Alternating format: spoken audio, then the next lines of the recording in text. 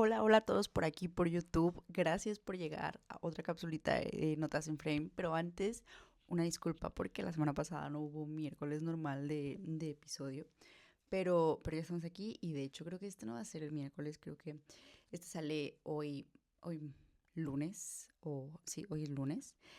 Este episodio salió la semana pasada por las plataformas de audio, pero no les fallo, llegamos aquí. Y recuerden que antes de empezar, pues ya saben que si les gusta pensar la música de esta forma, recuerden, no se les olvide suscribirse al canal o seguir el podcast y seguir el podcast por las diferentes redes sociales para ahí seguir la conversación.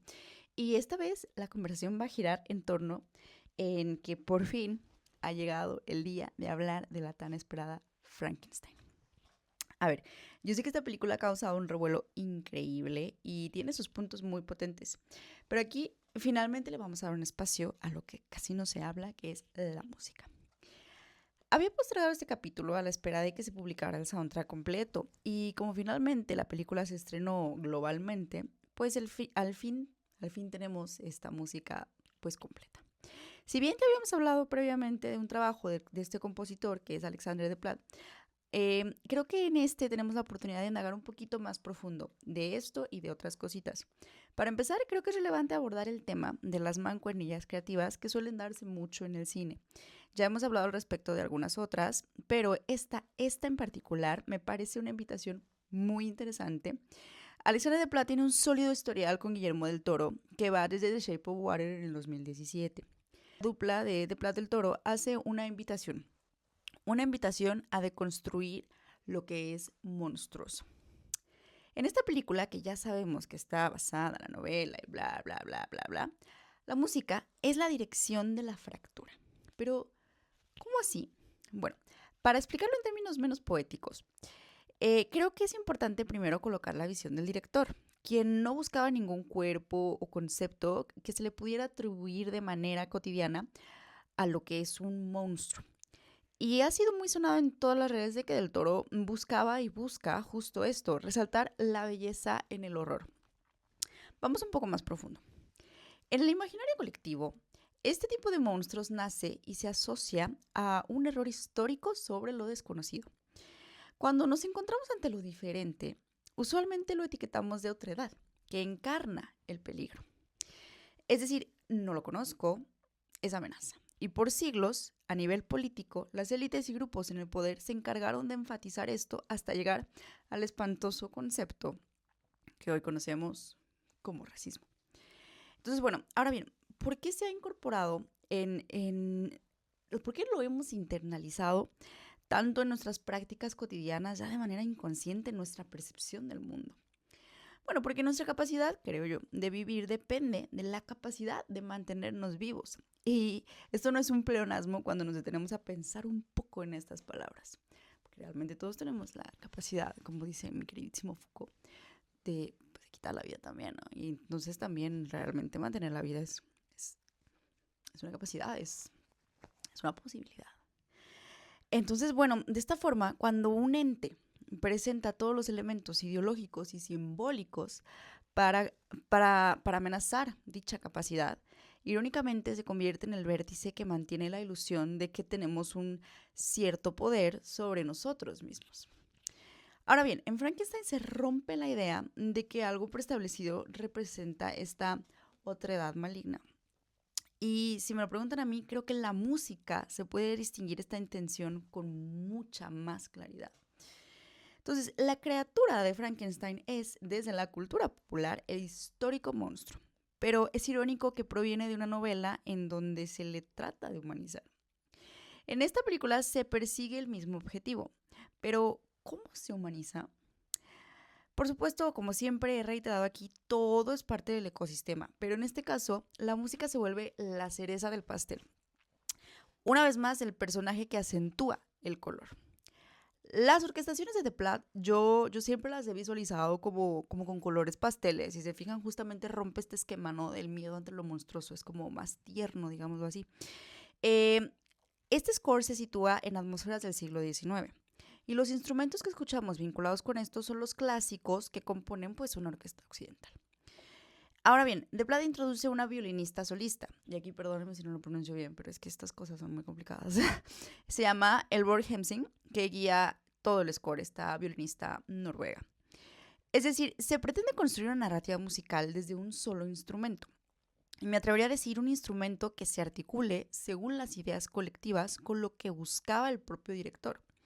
Un contraste respecto al imaginario cotidiano sobre monstruos y terror.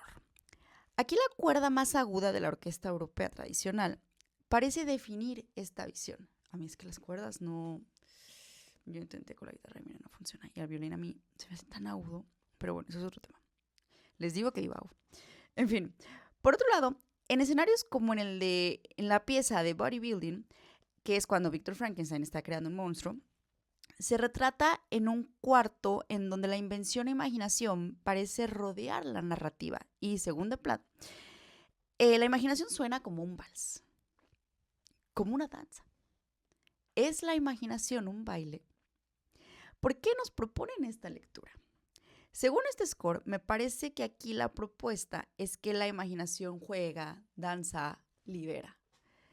Entonces, ¿de qué libera? Quizá podemos contestar si seguimos la línea narrativa de la música. Inmediatamente en la pieza de The Tower se dibuja un abismo perimetrado por voces. Una invitación a reflexionar sobre la dirección de esta imaginación, creada justamente desde lo humano. Aquí la voz. De hecho, hay una pieza que se llama Returning to the Tower, que es cuando la criatura regresa a donde fue creado, a la torre. Se puede escuchar con muchísima claridad el contraste entre ambas piezas, o sea, versión 1 del Tower and then Returning to the Tower. Es como el epílogo de lo creado, por así decirlo. Ahora bien, podemos encontrar momentos fuertes en el score, sí, como en Lecture, Hunters, Wolves. Creo que ese contraste es el necesario para generar el énfasis que el director buscaba. La fisura conceptual interna del horror, que en este caso se vincula a lo desconocido. Es decir, no es horror, sino ignorancia politizada. El desenlace de esta película y de este soundtrack creo que se desglosa en 4 partes, las cuales, si bien interrumpidas por otras piezas, bueno, no interrumpidas, pero yo creo que podemos condensar todo en estas 4. De hecho, estas últimas 4 están fáciles de ubicar cuando buscan el soundtrack en la plataforma porque son las que se les atribuye la colaboración con esta violinista que les digo. Entonces, bueno, creo que estas 4 son las que vehiculizan el clímax y el desenlace de la película. Confrontation, Line to Rest, Forgiveness y Eternity. Confrontation nos propone, mediante tonos graves y agitados, situarnos desde la lucha y poco a poco avanza hacia la delicadeza que existe en la redención. Culmina con un cello, que es preludio para la segunda parte, que es Line to Rest, en donde podemos escuchar claramente al violín que ha protagonizado toda la historia. Y aquí me encanta porque si ponen atención, se escucha un oboe. El oboe también guía en la distancia, y ustedes saben, yo soy oboísta. Entonces, el oboe guía en la distancia como si ya se avecinara algo dulce, pero aún nebuloso. Espejo, justamente, de lo que sucede en la película. Después de una lucha contra aquello que es nuestro, pero que difiere de nuestra idealidad, según los códigos musicales, emocionalmente, esto es un proceso agresivo y acelerado, que realmente es preludio para el encuentro, la resignación. Ahora bien, aquí lo magistral de esta obra, creo yo, la comunicación entre The Plat y Del Toro, logra fabricar el sonido del perdón y a colocarlo como un concepto clave de la historia, y que está detrás así como la consecuencia de este. Y lo que está detrás así como la consecuencia de este. La pieza de Forgiveness, en español, en tonalidades menores para el oído y nuestros códigos culturales es casi un soliloquio melancólico del violín, algo asimilado a una liturgia. ¿Por qué el perdón suena melancólico? ¿Por qué lo proponen así? Quizá porque implica la separación de lo conocido y la integración de conclusiones que a veces no son muy cómodas para el humano. El quiebre y el movimiento. Mediante esta atmósfera al perdón que construyen The Plat y Del Toro, también expresan su posicionamiento hacia varias cosas. El cómo se siente el perdón, lo que se asoma después de él, su relación con la diferencia, lo que sucede después de la aceptación de lo desconocido, después del diálogo frente a eso y su integración como parte del humano. Desglosan todo esto como un acto casi celestial y reparador que termina en eternidad, que realmente nunca termina. Si utilizar el concepto en torno a la criatura era históricamente de horror y esto espejeaba más bien la ignorancia politizada, el enfrentamiento y diálogo es la imitación de algo celestial, una liberación a través del perdón. Eternity es la pieza final del soundtrack y es la culminación del trayecto de la criatura y de su creador. Con una instrumentalización ahora con metales, con esa fuerza simbólica que su sonido activa y un violín mucho más triunfante, claro, en otras tonalidades, luego ya hablaremos de esto que es bastante polémico. Pues así se siente este trayecto para estos dos creadores, confrontativo, disruptivo, integrativo y liberador.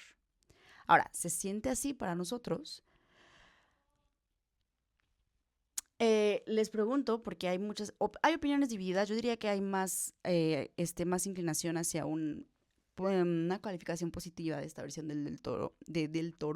A mí me gustó, es una buena adaptación, una fiel adaptación a la novela. Entonces cuéntenme qué les pareció, si habían escuchado el soundtrack de esta manera, si ya se habían puesto a pensar lo que implica esta comunicación entre música y dirección, que es prácticamente medular en el desarrollo de la narrativa. Entonces, bueno, cuéntenme, ya saben, no se olviden suscribirse al canal, seguir, si prefieren audio, el podcast por las plataformas de audio y seguir la conversación en las redes sociales, ya saben, por allá les seguimos y ahora sí, nos vemos el próximo miércoles de capítulo. Muchas gracias por llegar hasta acá y chao.